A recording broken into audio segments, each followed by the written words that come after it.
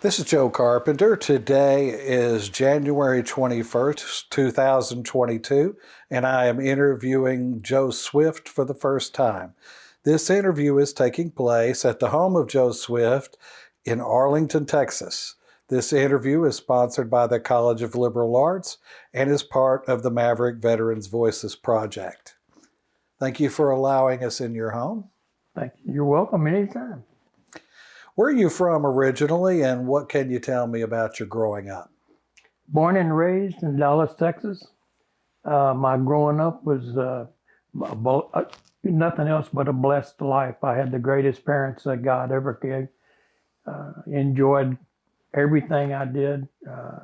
I had a father that worked at Procter & Gamble as a maintenance mechanic, but he never missed a practice. I played football, baseball, and track. And it didn't matter how long he worked, how many nights, hours, he was always there to practice. He never missed a game, never said a word to me, but I knew he was there. Mom was the same way. They supported me well, and I certainly have no complaints at all with my parents. Where'd you go to high school? North Dallas High School. That's kind of a famous high school. It is. It is. We're getting ready to have our 100th anniversary. Is that right? Yeah, it is. It was an interesting school. Of course, now it's a lot different. Yeah. But we still have our functions. In fact, next Saturday the 29th, we'll have our North Dallas breakfast where we open it to everybody, and we have over 100 people come in to have breakfast with us. And it's been a close-knit school, and I liked it very much. That's great. Were you involved in ROTC in high school? Absolutely. Day one, I started ROTC, high school, college, all the way through. And what got you interested in ROTC? I can never remember when I wasn't interested in the military in some way. I had thousands of straight pins stuck in my wall in my room with pictures of airplanes and tanks and what have you. I can never remember not wanting to be in the military. And were there any family members in the military? I had I had an uncle that was in World War I and another uncle that was in World War II. Neither of them saw any action. And the only one I got to talk to a lot was my second one that was in World War II. He stayed in England the whole time, but that was all. And so you really don't have any idea how you became interested in the military. It was just something that was. It was just something that it's kind of like being a Christian. I've never remembered not being a Christian. I've never remembered not being involved with the military in some way. I wanted to be a pilot first, and I wanted to be a paratrooper. So I was fortunate enough to get to do both. And where did you go to college? I started out at a place called Arlington State College, which at the time was a junior college with didn't have the grades, nor did I have the funds to go to a big school. So thinking I'd go to Arlington State and pick up some time. And while I was there, my freshman year, they became a 4-year accredited university. And so I just stayed on. And what was your major? Business management. Why'd you choose that major? Well, it was the easiest one I could think of. I didn't want to do anything having to do with math. But that's why we chose history. I got trickled in on the management thing because I wanted to be in the service, and I figured management was a good way to go. That makes sense. What activities were you involved in while you were at Arlington State College, other than ROTC? I shot on the rifle team all 4 years. Actually 4 and a little bit more. Was there anyone on the faculty who influenced you? As far as the academic faculty, no, I don't remember a lot of them. And military faculty, yes, I remember Sergeant Symington was our he was of course a member of the ROTC cadre, but he was also the rifle team coach, and he was just a fantastic individual. Of course, Sergeant Harp, there was a lot of sergeants that were very memorable. Sergeant, I remember asking Sergeant one day, I said, do you have any kids? And he said, no. He said, adults have children, goats have kids. And I've tried to remember that the rest of my life. Sergeant Symington was just a great guy. A little dry, sounds like, though.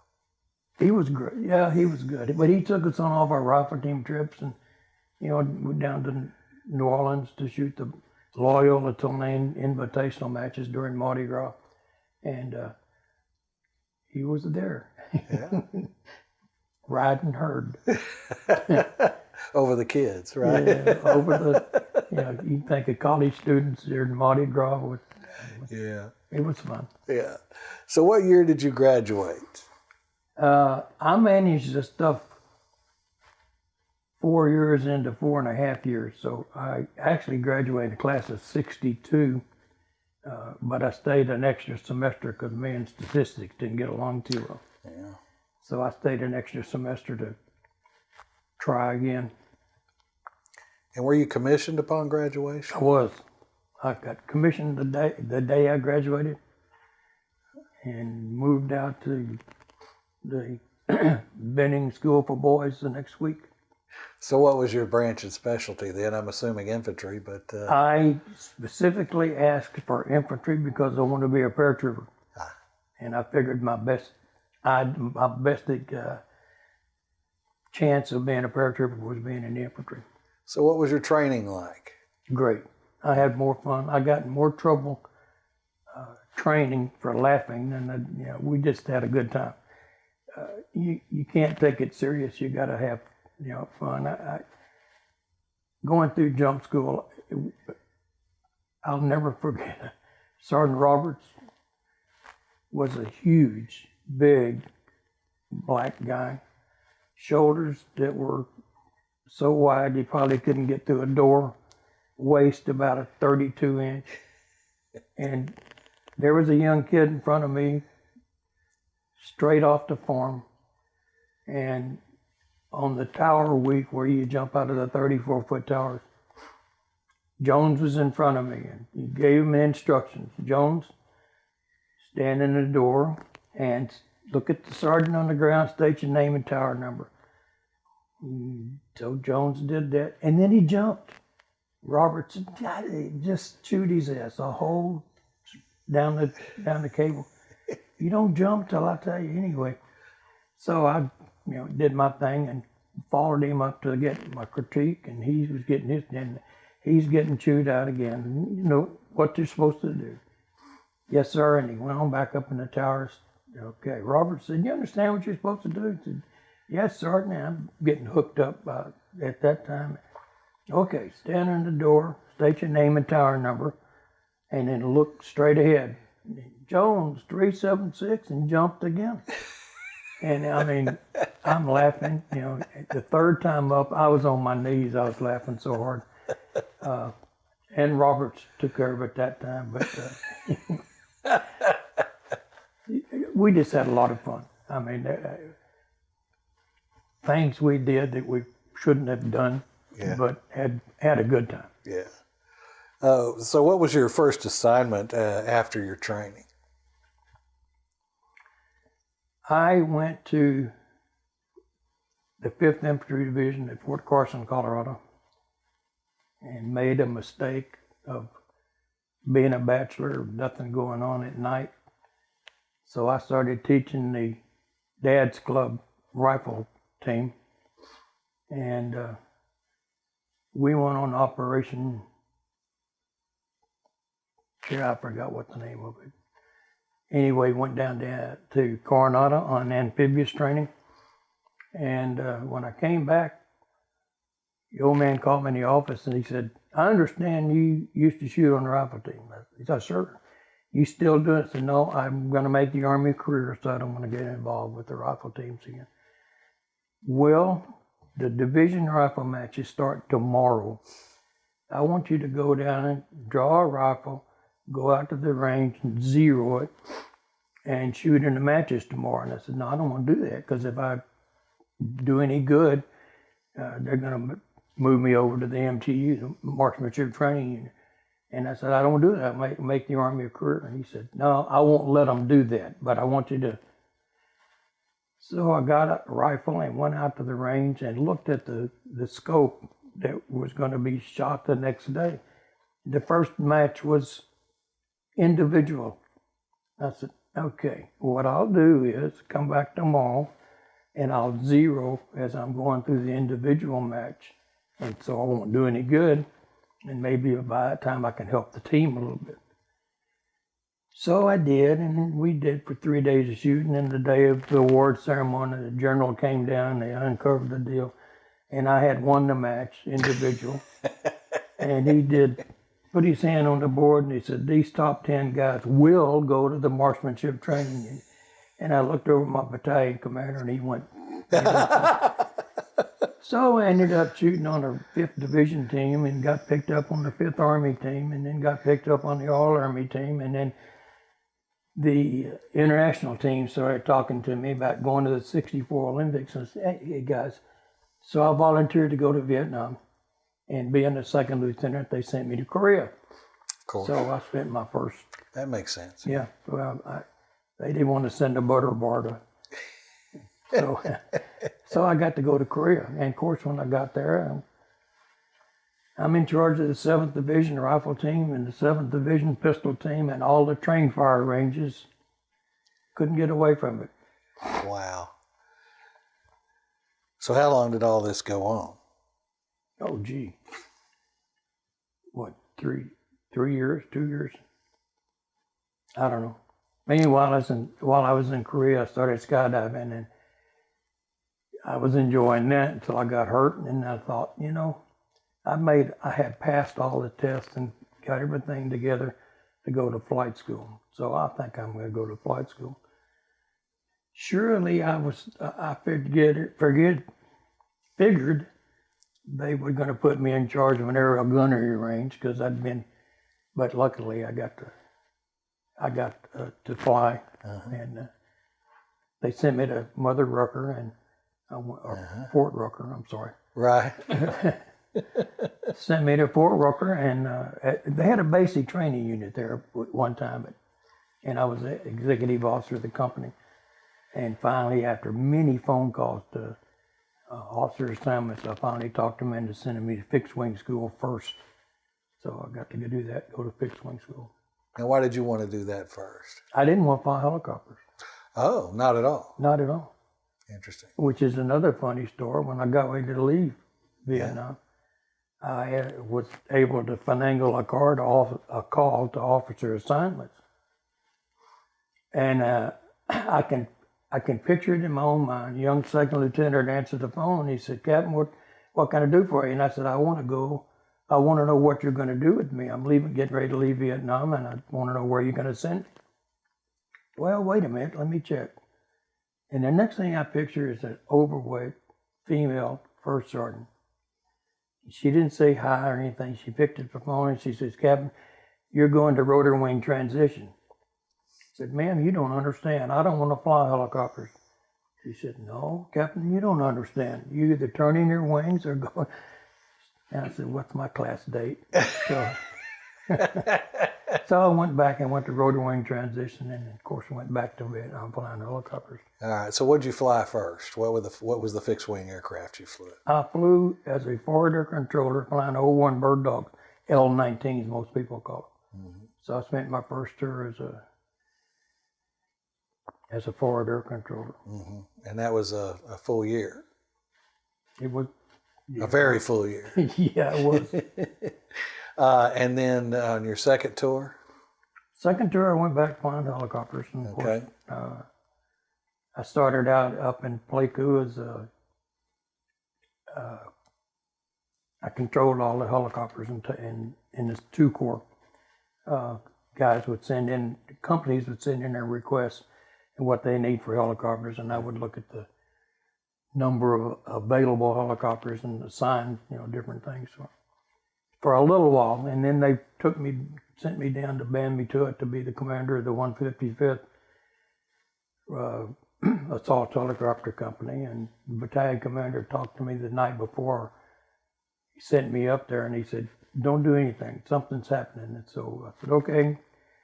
Next day he came back and he said, "Well, they decided to deactivate the 155th. So I want you to go back to group headquarters, 1st Aviation Battalion, or 1st Aviation Group, and get another job." So I went back up there and I was a deputy post commander. So, I got to fly when I got to fly. Right. And flying Hueys? Flying Hueys.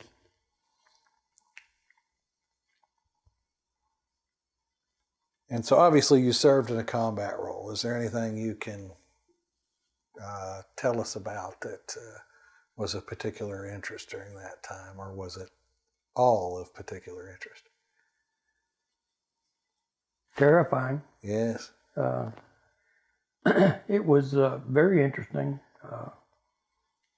When I first got to Vietnam, they told us, "You won't probably fly a combat mission for 6 weeks. We'll have to do in-country checkouts. We'll have to do, find out where the artillery units are, and so on and so on." So the first night I'm getting unpacked, and the operations officer comes down and he said, "Joe, you want to fly a mission tomorrow?" And I said, "Sure." Thinking I was going to get my check ride. Yeah. I went down. He said, "Come on down and I'll show you what we're doing." So I went down to the operations tent and had a big map on the wall. And he said, "We're having an operation right here, and you're right here. I want you to fly up and take care of that operation." And I said, "Yeah, I had met my in-country checkout." "Yeah, no matter, go fly it. Here's all your radio call signs and stuff, the people you need to talk to." So I got my first air medal in 3 days. Oh my goodness. So I was in combat that day, the second day I got there. Now were you flying slicks? No, bird dogs. Okay. Oh, that was the first fixed bird. wing. Yeah, Okay. And so by the time you got to flying Hueys, then you were a deputy commander, and so you didn't get to fly as much as. I was a senior major at that time, Okay. and I flew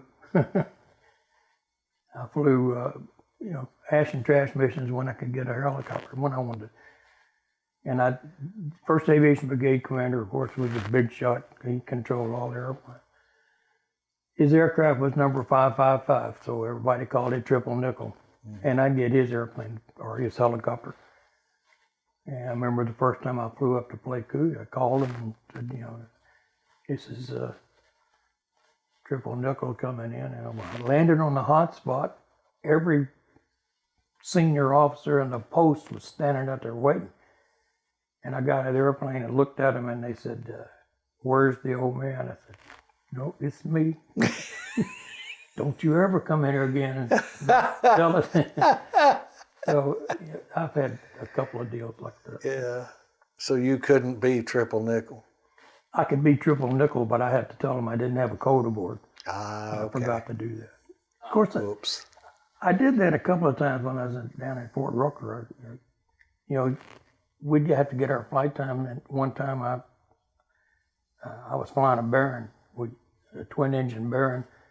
There's a bunch of us just going out for getting our time in.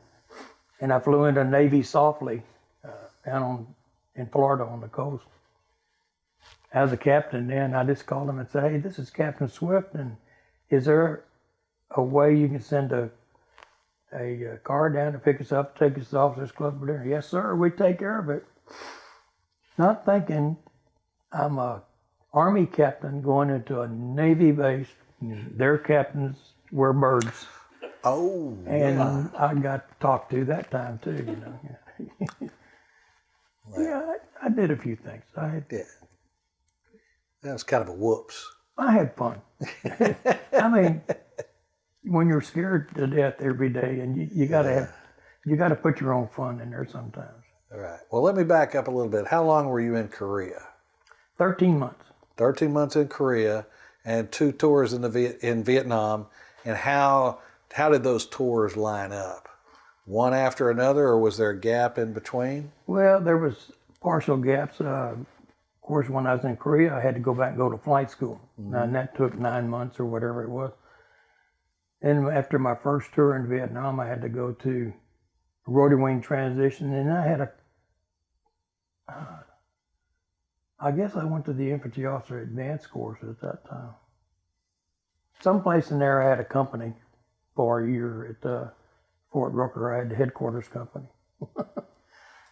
That was fun too. I was thinking about that this morning, come to think of it. My office was, you know, when you have people in jail, you got to visit them once a month. Okay. And I had a nice office. I had a big black first sergeant who was just super guy.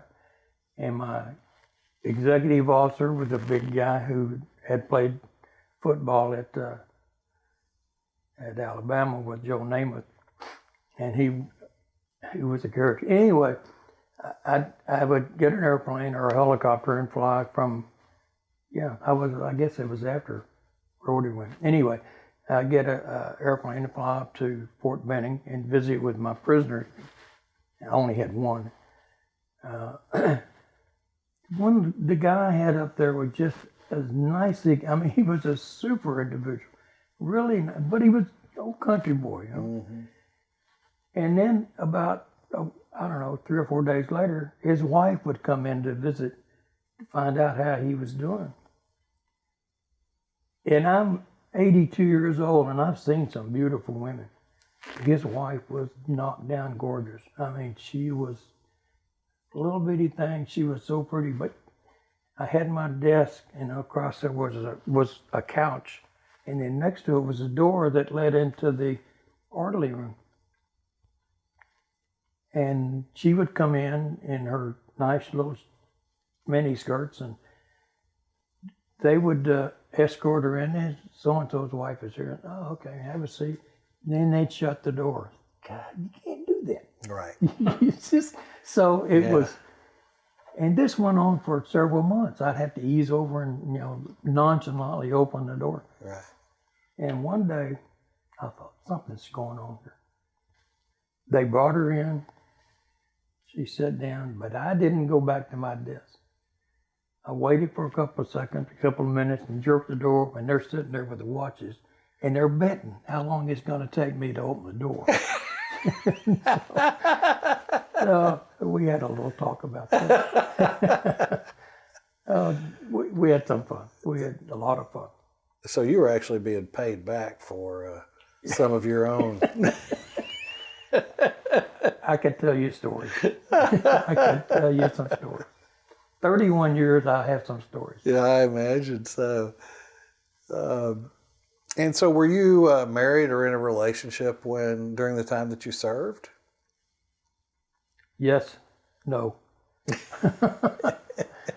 Not in Korea. Would you clarify, please? Yeah. Not in Korea. Okay. I got married after Korea. Okay. So I was married my first 2 tours in Vietnam. All right. That didn't work out well. Okay.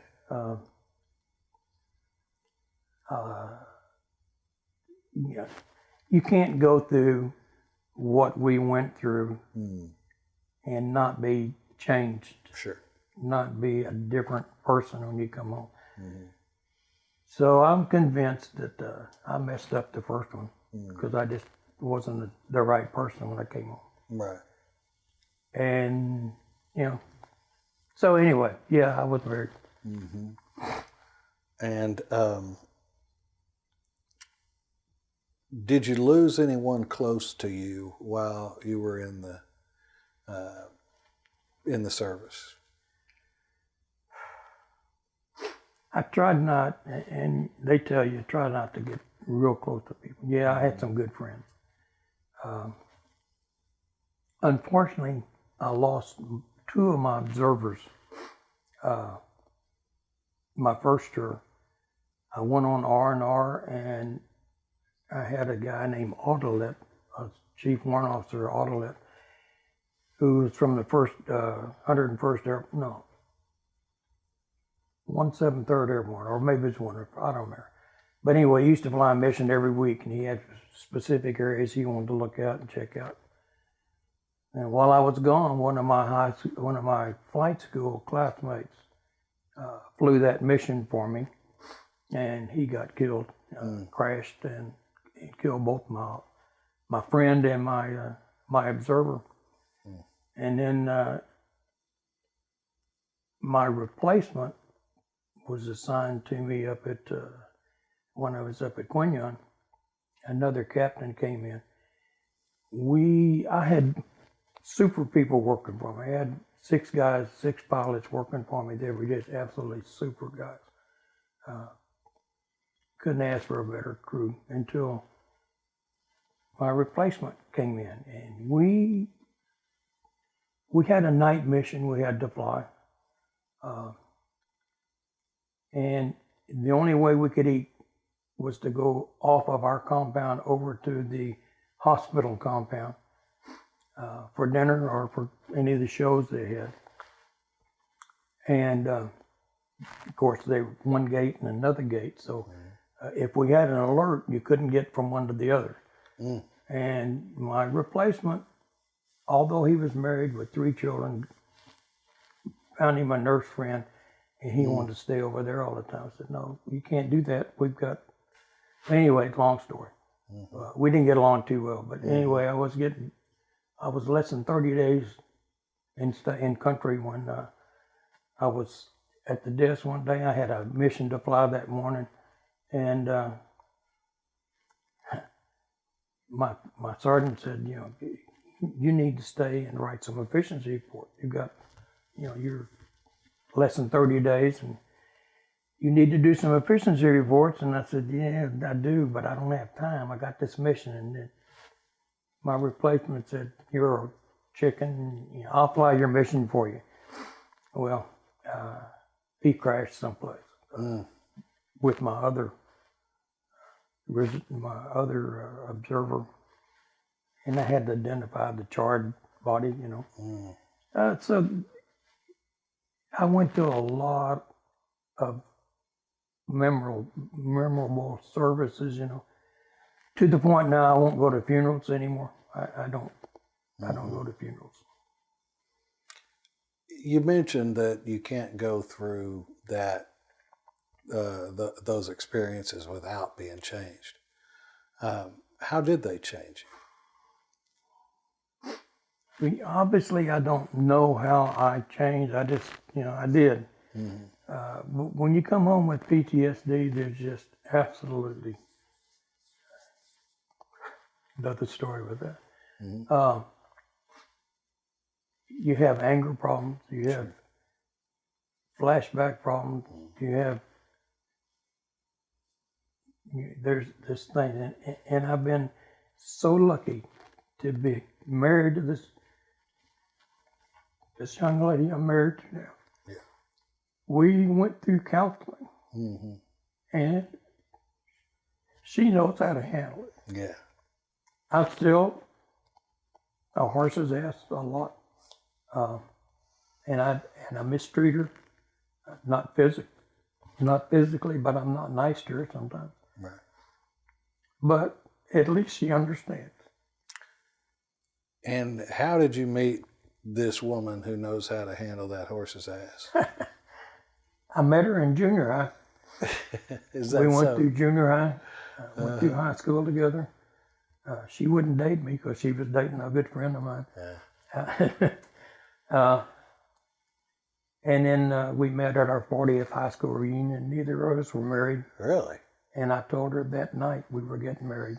And that was a fight. She lived in Atlanta, and I lived here, and called her every day, emailed 1,400 emails. And I kept telling her, we're going to get, and she kept saying, we really don't know each other. And I said, I don't care. We're getting married. Yeah. And that was, I don't know, about 6 months later, I called her and I said, "Do you remember the movie An Officer and a Gentleman?" I said, "Yeah." I said, "I'm coming to Atlanta next month and I'm going to physically carry you out of your business if you don't agree to marry me." So she reluctantly agreed. And I had to get her approval from her 3 children before we could do that. Okay. But we did. And did you have children from your first marriage as well? No. Okay. No, my first marriage didn't. That So wasn't pleasant. you have three stepchildren. Yeah, I have one of my own now from my second marriage. Okay. And he's 40 something. Oh, okay. But yeah, we got three stepchildren And 3. that we never get to see. Right. Because they're, yeah. They're in other countries. Right. But you know, the guys that go through PTSD, they need to understand. I'll tell you another story. You can cut this out if you want to. My daughter is a PhD in developmental psychology, works for CDC, and they made her in charge of their annual convention, and it was in Honolulu. And she had a 3-month-old, and she said, "I'll pay for it if you guys will go and babysit while I'm in my session." So obviously we jumped on that. Yeah. One day she came in and she said, "They're having a session on PTSD. Would you like to go?" And I'd love to. I'd like to see her. You're not a member, so you got to keep your mouth shut. Okay. So we went to this, Betty and I, my wife and I went to this. And there was, I don't know, 100 people in there. And the head guy from the VA that was in charge of mental health he gave us a briefing about 45 minutes on PTSD. And then there was 2 other speakers that were from universities that were studying. And when he got done, he said, "Is there any questions?" And I had to. And I stuck my hand up, and he said, "Yes, sir." And I said, "I really appreciate what you're doing to the troops coming home from Afghanistan and you know, the Mideast over there. You know, you meet them at the airplanes, you call them heroes, you give them fruit baskets, on and on and on." I didn't get that when I came home from Vietnam. As a matter of fact, it was a lot worse than that. But I said, "You know, what are you doing about that?" And he said, "Honestly, we don't know how to handle the older generation. We don't know how to handle Korea, World War II, Vietnam. We're delving with it, you know." And I said, "Does that mean you're just waiting around for us to die?" And he took a deep breath and he said, "That's kind of the way it is." Wow. And I thought, that's a hell of a thing to tell somebody that's got PTSD. Right. And people have PTSD from having car wrecks. Sure. And something needs to be done to deal with these folks. Yes. Try to touch their life in some way. But I went to counseling here for a long time, and it was mostly complaining about the VA. And so I said, "Man." Like group counseling, or Yeah. okay. So everybody sat around and complained about how bad the VA there was 12 was. of us. Right. They kept it to 12. Right. And then we'd sit around. It was, and that's where I got my wife involved. She went to counseling first. We had individual counseling first, her, and then of course me. And then I went into a group, and that part was good. Tried to work on my anger management. I'm still not good at it, but I try. So, how did you overcome the stigma of going to counseling? Because your generation is not one that sees counseling as just kind of the what people do, like the generations today. It was seen as a weakness. So how did you overcome that perception and make the decision to go to counseling? I don't know that I did. I don't know that I ever overcome that stigma. Mm-hmm. The guys and some gals that came back from Vietnam who struggle to this day, what would you say to them? What would you tell them to do to help them to deal with? I'm not sure I know. I'm not sure anybody knows, but you know, you got to put your faith in God. Yes. And you just got to, I don't know, do what you got. I know when I'm driving, it just gets, and I have to turn on the radio. My wife doesn't like the radio on in the car, but I have to turn it on. It's the only way I can soothe my nerves enough to handle driving. But, you know, you got to have a partner that understands. Yes. And you got to have somebody you can lean on. Yes. And talk to, and will hold your hand when you're having a nightmare. Yes. You know, you got to lean on somebody else. Hopefully, they understand. Yeah. And not just 12 guys who are sitting in a Right. room Complaining about the VA. Yeah. The VA. Right. One thing that you mentioned was your faith in God. So what role do you think that played, your faith? Oh, it's 100%. I mean, you just got to do that. You got, like I told you, my first night, you know, when I had to fly that mission the next day when I wasn't prepared. And after getting shot at, I'm new in country. I just got here yesterday and I'm out there getting shot at. And I got home at night and I was shaking like a leaf. I was scared to death. And I just had to do that. I had to and finally I just told God, you do with me what you want to do. Yeah. But let me get out there and help those guys on the ground. They're the guys who need the help. But I'll just have to let you do what you want to do with me and let it go. Yes. But there wasn't, there were several nights I go back and say, God, do you remember that plan we had? Got a little close today. Yeah, yeah. So what year did you leave Vietnam the final time? 70, that was 68, 70, 70, 71. Okay, and what did you do after that? I went to, where'd I go? Fort Lewis? No, I don't remember what I did.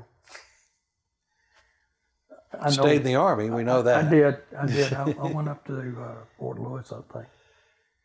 I spent the rest of my time at Fort Lewis, retired in 94. So the entire time you were at Fort Lewis? I'm sorry? The entire time after you left Vietnam, you were at Fort Lewis? No, I don't remember what I did. Well, what were your jobs? I got sent home to get infantry qualified because I'd been a pilot all this time. Right. So they sent me to Fort Lewis. No, after I got out of Vietnam, I went to Europe. I was in Europe for 4 years. Mm-hmm. I spent 4 years in another interesting job. I was in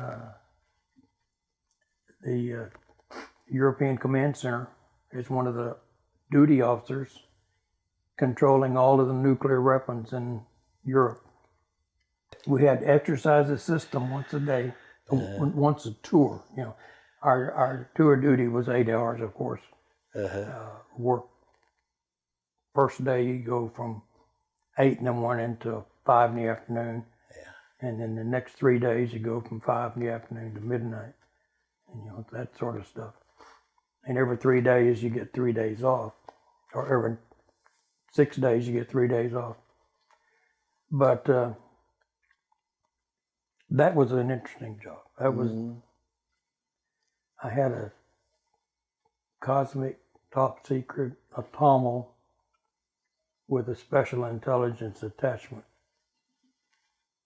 security clearance. That sounds pretty significant. Yeah, I could go in any facility, headquarters, and get into their top secret documents. But normally you can't look at a top secret or a classified document unless you have a need to know. Right. But I could look at any of them.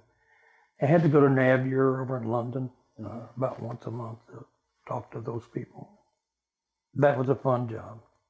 Now, what year did you marry your wife, Betty? What year? Which was wife? Betty? Betty. 1999. So this was after you retired? No. Well, yeah. Yeah, it was. Okay. Yeah, she... So it wasn't the uniform that won her over. No. She had to put up with me. The whole officer and a gentleman image was you were in civilian clothes. That was the only difference. Well, after I came home from Vietnam, it was probably just an officer. Oh, I see. I don't know if I was much of a gentleman or not. Right. And you certainly weren't in uniform. No. Didn't look like Richard Gere. All my uniforms shrunk for something. Yeah. I don't understand. I've experienced that. Yeah. I've had the same problem. So, what kind of challenges did your being away from home create for you and for the family that you left behind? You mentioned your parents earlier.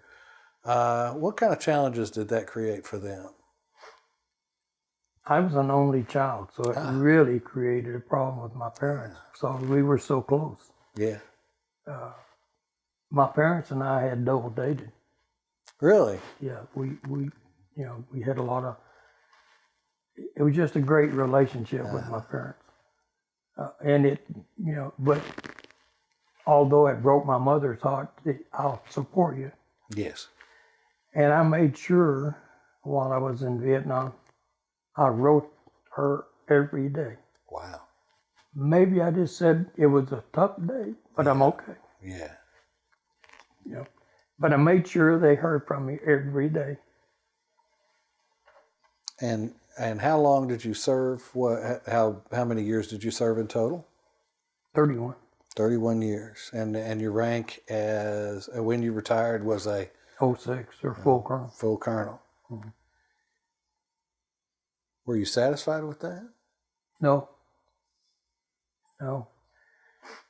I could have gone higher. Mm-hmm. In fact, I tried to go back. Did you? For Desert Storm. I Yeah. volunteered. They told me my rank was too high. I think what they meant, you're too old. Yeah. But that was polite. That anyway. was a polite yeah, way to yeah. do it. Yeah. So they could have been insulting, but they weren't. Yeah, exactly. Did I see a combat infantry badge on your wall over there? You did, but don't ask about that. Okay. But you've received a combat infantry badge? I did. Okay. But I was a pilot. That's interesting. Don't ask. I understand. I understand. What other medals or citations did you receive that are significant to you? Well, obviously the top that I've got is a Distinguished Flying Cross. First one was we had an artillery battery overrun, and it was my night to fly. We had a 400-foot overcast, and I flew out to these people and worked with them until we were able to settle things down. It was interesting. I was flying with the AC-47 gunships. Mm-hmm. And of course, they were way up over the overcast, and but I needed illumination. So I asked the guy, I said, just drop a flare, and I'll try to adjust it once it comes through the overcast. God, was that a mistake? But it lit up the world. Yeah. And that was another night I had kind of a run-in with dust off. I've had a couple of run-ins with dust off, the medevac. Yeah, yeah. I called for dust off, and they said, battery's still being hit. I said, yeah, but I need, they got people over that need help. I was working with a gunship team that I'd worked with many times before. They didn't go by their company call sign. They went by Robin Hood's call. I was working with Falstaff, and I forgot the other one that night. It was a light fire team. And I called, when dust off couldn't help me, I called Falstaff. I said, I need help. What can I do? And he said, don't sweat it. We'll take care of it. I watched these guys go into a hot area, drop their rockets, strip the rounds out of their machine gun, and pick up wounded. Wow. I could not believe it. Both of them did it more than once. More than one trip into it. Fantastic people to work with.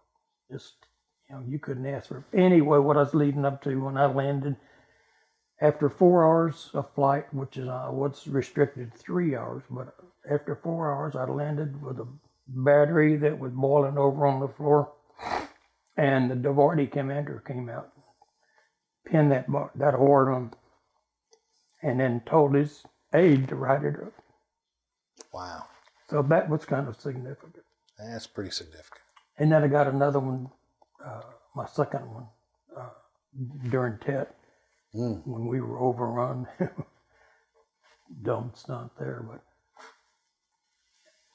Tuiwa North was an airfield that was north of where I was flying. And didn't know, but they had been totally surrounded. Mm-hmm. And I, dumbass, would go in and shoot rockets at these guys. And I figured, what the hell, go all the way back to my home base to rearm? Yeah. So I just land here at 281 North. So I'd land there and rearm with the engine running. Yeah. And the place was surrounded. So that was fun. Yeah. But, you do dumb things when you're young. What's the, and which brings to mind, what's the line between a dumb move and a hero? I don't know. I don't know. And it's so many times you just do something because those guys need help. Yeah. And you don't think about it until that night when you get back. Golly, what have I done? Right. And you're shaking like a leaf, and you're scared, and you think, I'll never do that again. And then you go and do it again. Every day. Yeah. Yeah. It's really funny. I was working with the SEALs and the river patrol boats down in the Delta one time, and they called me and said, at a certain coordinate, we're getting ambushed regularly. Can you look at this? I said, sure. So I flew down. It was on the river for the river patrol boats. Mm-hmm. So I was flying down the river at about 3 feet off the water, maybe.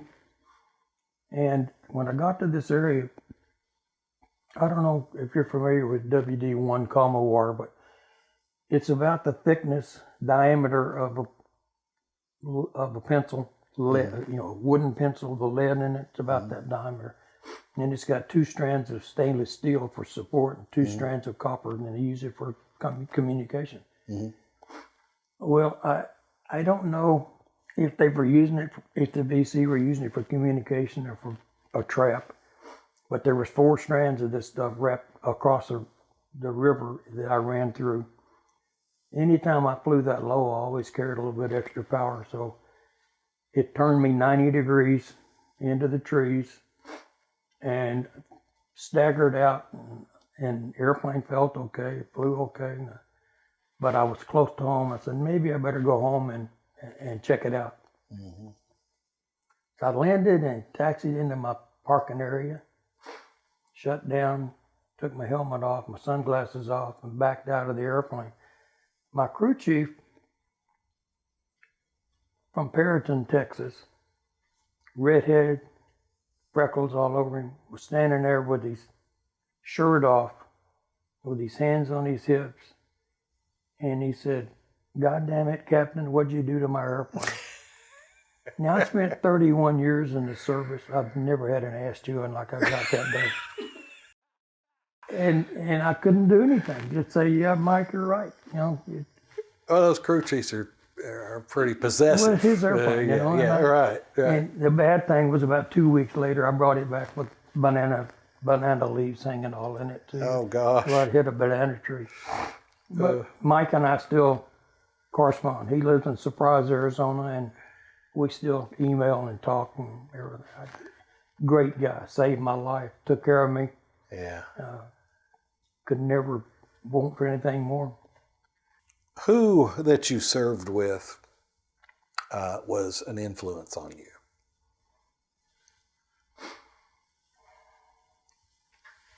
There was a lot of guys. I had a colonel in Europe that I worked for. He gave me an assignment, and I royally screwed it up. I really made a mess of it. And he called me in the office and he said, "What happened?" I said, "I don't know. I just messed." He said, "Well," and it was for another division. So he called the colonel over there. He said, "Yeah, we messed up over here. We did this. We did that." He didn't say me. And he said, "Come on, let's go talk to him and see what we can do." We went over and we looked at him. He took all the blame. And I'll never forget, you know, he supported me on that. And I was very impressed with that. And I had a lot of people that impressed me, a lot of people. One guy, Sergeant Dixon, when I was at ROTC, he was an interesting guy. We used to always invite him to our parties because he was a great bartender. But Sergeant Dixon served in Korea. And when it came time for him to go home, they sent him down to, the boat team terminal. He passed out all of his paperwork to go home. And then he had to wait for, a week or something before the boat left. So he said, "Can I go back to my unit? Or at least I know people up there." And, they let him go back to his unit. He's got a steel jacket on with all his paperwork in it. And while he's with the unit, they got hit. And they got really battered hard. And Dixon grabbed a rifle and jumped in the foxhole. And the guy in the next foxhole got hit bad. So Dixon crawled over and wrapped him up in his steel jacket and took care of him. Anyway, the unit was captured. Dixon was captured. And went to prison camp. Unfortunately, the guy in the foxhole next to him died and had all Dixon's paperwork. So they notified his wife that he had been killed in action. So after his incarceration was over, he got released and went home, and his wife had remarried him. Collected all his insurance. Oh, my goodness. You probably don't want to put this on there because there are other guys that are going to hear that. Yeah. But anyway, he was remarried. Really a nice lady, but he could no longer get insurance, and she just had to understand that. Yeah. Wow. But neat people. I mean, just yeah. pass that stuff over, and it's part of life. But go back to that the commander who took the hit for your mistake, whatever that was. That defines leadership. Oh yeah, absolutely, absolutely. And your troops will respect you from day one. And I made sure all of my troops came first. I always took care of my troops.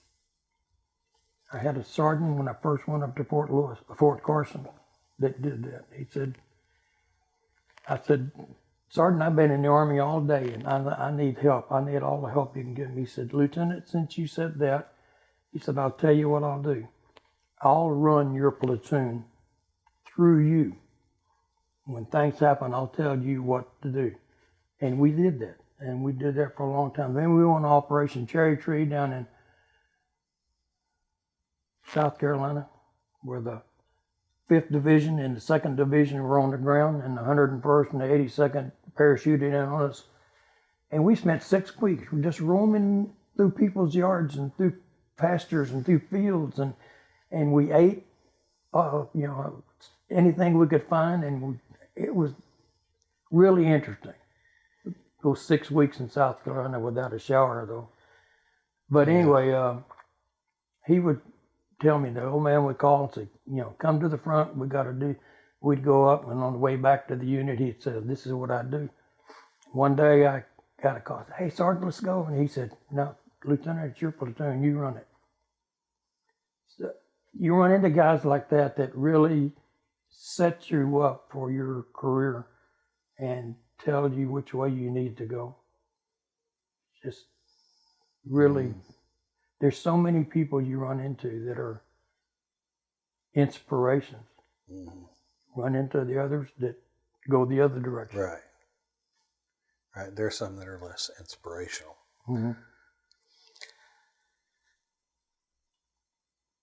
So is there anything that reminds you of your service? Sights, smells, sounds, tastes? Constantly. I work at the Frontiers of Flight Museum. Right. Jet fuel. Yeah. Diesel fuel. I mention it to my wife every once in a while. Things remind me. Situations, loud noises, crowds, those kind of things. Music? Yeah.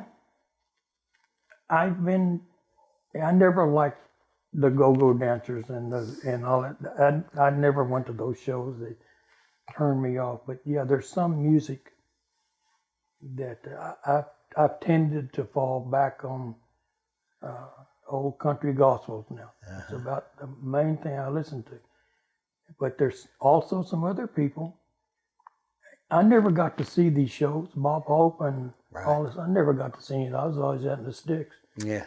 But Ann Margaret is one person that, along with Phyllis Diller, are the two people that probably deserve the most respect from all the troops.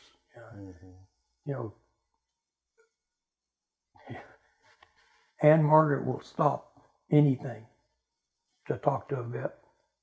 Is that right? Yeah. She's really supports the vets. Now, are you involved with any veterans organizations presently? I joined them all. Yeah. But the only one that's ever done me a bit of good was the DAV. Okay. It's only they supported me through all of my trying to get disability and stuff. They supported me all the way through that. But the others have not done anything to help other than send magazines, which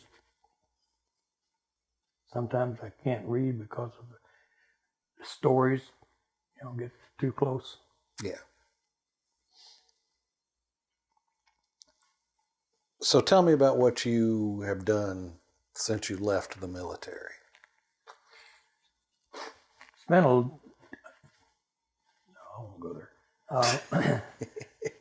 I went to work for Aerospatiale Helicopter Corporation. Yes. As a reliability engineer. I did all of the tracking of all of the failures and the discrepancy stuff for the first 8 years, and then they made me manager of 53 service stations and service centers throughout the United States and Canada that did maintenance on our aircraft. And worked for them for 14 years, and then I went to Bell Helicopter for 2 years, I guess. I worked on the AH-1W. My main job was counting rivets in the tail boom. Worked over there for a while, then went back to Aerospatiale, which was then American Helicopter, American Eurocopter. I worked in their spares department and got an offer back to Bell, so I went back to Bell working on the 609, which was a civilian tilt rotor, and then I went over and started working on the V-22. Went out to Amarillo and played with it and one thing and another, which was an interesting, beautiful aircraft. But Did you get to fly it? they wouldn't let me even get on the simulator. And I kept telling them, you know, I'm a dual-rated I've done both. I'm a dual-rated aviator. I can fly helicopters and can fly fixed wing. Now, tell me how I get that thing off the ground. Do I have a collective and a cyclic to put it up, and then do I turn everything loose and go to a yoke or what? Yeah. So I finally talked to the test pilot. He told me how to fly the things, but that's as close. That's as far as it got, huh? Yeah. Just not even the simulator. Yeah, I wouldn't even let me in the simulator. Wouldn't even let me look in the simulator.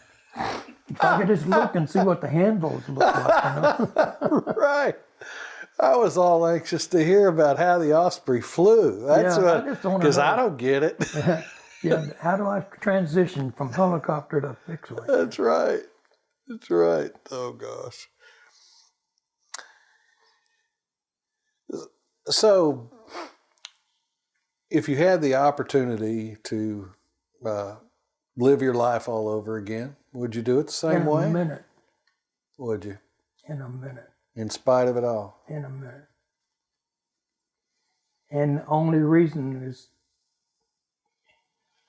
unfortunately, we studied this in church and there's not been a day in history when people weren't fighting. Right. So if I could stop fighting, that's one thing. But there's going to be fighting. Yeah. And I want to be there to help the guys. Right. You know, I had some fantastic guys that I worked with. Mm-hmm. I want to be there to support them. Mm. So what advice do you have for young people entering the military today, either through the cadet corps or just enlisting in the service? What advice do you have to offer? I would highly recommend it. I think it's a great career, good educational benefits, good retirement benefits, and good, you know, they take care of you at the end. Had I had to do it over again, I probably would have gone to the Air Force. Could fly more high performance airplanes, but definitely go back then. Get to work with high caliber people like myself. Absolutely. You got people on the, you know, there's people on the bottom end. Yeah, that's true. That's true. Is there anything that you would like to add to this interview that I have not asked you? You pretty well covered it. You know, like I say, I've got stories I could tell, things I could tell, enjoyable things that were fun. You know, we used to, when I was in Europe, we had our team that we worked with. You know, I had my NCO over there with his gun and me over here, and I had two people on radio consoles. And every once in a while, we'd just say, the hell with it. We'd all meet at the officers club, and we'd take them in the officers club. You know, you just get to be close, family close. You know? Right. Unfortunately, I've had some friends come through that were still in the service that have come to visit. We couldn't talk. We were in different worlds. Yeah. And it's that way right now. I told my wife, you know, we go to church and we listen to all of the sermons and everything, but I'm kind of running a parallel life here because that's the way it's supposed to be, but that's not the way I lived it, you know. Well, I want to thank you for your time, for your transparency. This project is important for a number of reasons, but one of the reasons that I think that it is most important is to get the experiences of veterans like you documented so that people understand that they're not alone. And so I appreciate your honesty and your transparency and telling us the real story and not as I saw it. As you saw it, of course. But that's what we wanted. I appreciate your endeavors and what you're doing. I don't know, and I don't know that everybody will understand anyway. You know, even my wife said, I can't understand what you went through. You know, it's sometimes I think I can't understand what I did, and I can't understand why I did. You know, I jump qualified my monkey in Vietnam.